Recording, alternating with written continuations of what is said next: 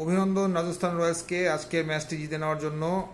Punjab Kings পরপর দুটি match জিতে তাদের আইপিএলে জার্নি শুরু করেছিল। আজকে 3 নম্বর ম্যাচে এসে তারা হারলো এবং তাদের হোম গ্রাউন্ড মল্লানপুর চণ্ডীগড়ে তারা আজকের ম্যাচটি হেরে গেল এবং আমরা বলতে পারি যে কোনো প্রতিদ্বন্দ্বিতা করা ছাড়াই তারা ম্যাচটি হেরেছে।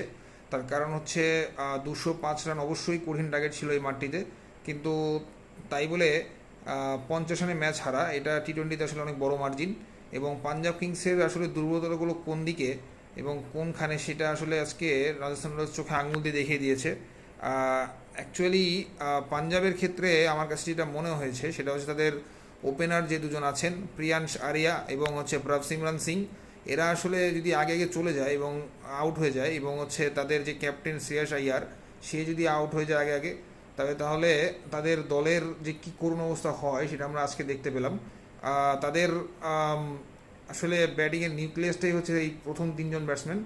তবে আজকে নেহাল ওয়াদিরা ভালো খেলেছেন এবং গ্লেন ম্যাক্সওয়েলও ভালো খেলার চেষ্টা করেছিলেন, যদিও বা তিনি আগে আউট হয়ে গেছেন। নেহাল ওয়াদিরা এবং গ্লেন ম্যাক্সওয়েল যতক্ষণ খেলছিলেন ততক্ষণ তাদের পারফরমেন্স এবং তাদের পার্টনারশিপ দেখে মনে হচ্ছিল যে এই ম্যাচটি হয়তো পাঞ্জাব বের করে নিলেও নিতে পারে, কিন্তু পরপর 2 বলে তাদের দুজন আউট হয়ে গেলেন এবং তখনই ম্যাচের মোমেন্টাম আসলে ঘুরে গেছে রাজস্থান রয়্যালসের দিকে।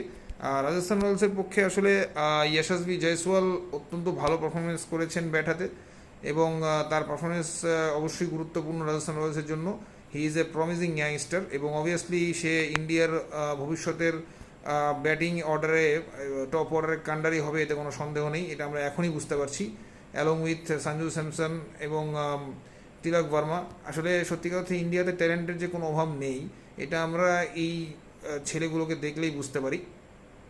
যাই হোক, পাঞ্জাবের যে জায়গাটিতে আমার সমস্যা মনে হয়েছে আসলে তাদের ওপেনারদের উপর তাদের ওভার ডিপেন্ডেন্সি এবং তাদের ক্যাপ্টেন শ্রেয়স আইয়ারের উপর তাদের যে ডিপেন্ডেন্সি সেটা আসলে তাদেরকে ভুগিয়েছে ম্যাচটিতে।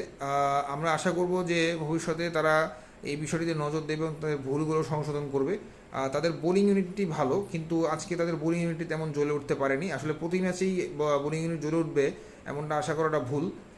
কিছু কিছু ম্যাচ আপনাকে ব্যাটিং দক্ষতা দিয়েও জিততে হবে, যেটা পাঞ্জাব আজকে পারেনি এবং এই জন্য এত বড় একটি হারের সম্মুখীন তারা হয়েছে। আর রাজস্থান রয়্যালসের টিমটি আসলে অত বড় বড় নাম যদিও বা নেই, কিন্তু তারা আসলে ইফেক্টিভ ক্রিকেট খেলছে এবং তারা হচ্ছে ক্যালকুলেশন করে ক্রিকেট খেলছে, যেটা আমরা দেখতেই পাচ্ছি। তো আমরা আশা করব ভবিষ্যতে পাঞ্জাব কিংস তাদের ভুলগুলো শুধরে ম্যাচ জেতা শুরু করবে এবং রাজস্থান রয়্যালস তাদের এই যে উইনিং স্ট্রিক সেটা ধরে রাখবে।